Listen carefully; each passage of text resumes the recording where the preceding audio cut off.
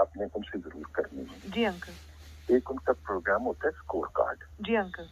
अच्छा, उस score card में हसन निसार साहब, आपको पता है वो हमें बहुत गालियां देते और अब एक इरशाद भट्टी भी आ गया। एक इरशाद भट्टी इन्होंने ऐड कर लिया, वो भी आपको मालूम है कि बहुत ही घटिया गुफ्तगू। हाँ जी हाँ जी। मजहर अब्बास साहब जो हैं वो उनकी गुफ्तगू में भी टिल्ट हमारे खिलाफ ही होता है, और तंज भी होता है, मजाक भी होता है। बात दफा वो बातों को स्पिन भी करके थोड़ा सा हमारा मजाक उड़ा देते हैं। बिल्कुल। अच्छा, बाकी कोई बंदा वहाँ पे वो नहीं है जिसको ये कहा जाए कि वो हमारा स्पोक्स पर्सन है। स्टार बाबर है, वो अपनी इंडिपेंडेंट राय रखता है, वो भी जनरली वो हमारे बहुत हक में तो है नहीं।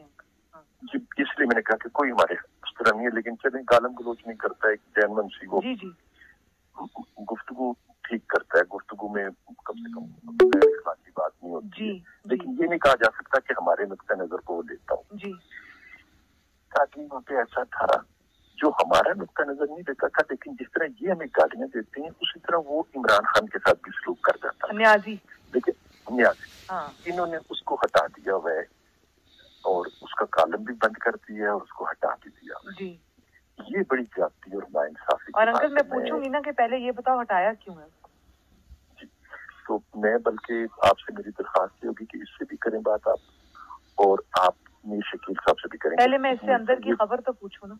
उसमें अगर इतना इनबैलेंस प्रोग्राम हो जाएगा, हाँ जी, और इमरान खान के ऊपर अगर एक चेक था तो वो आपने खत्म कर दिया और हमारे ऊपर आपने भौंकने वाले कुत्ते बैठा दिए। बिल्कुल। और अंकल ये तो बिल्कुल ही ये एक बायसनेस है ना।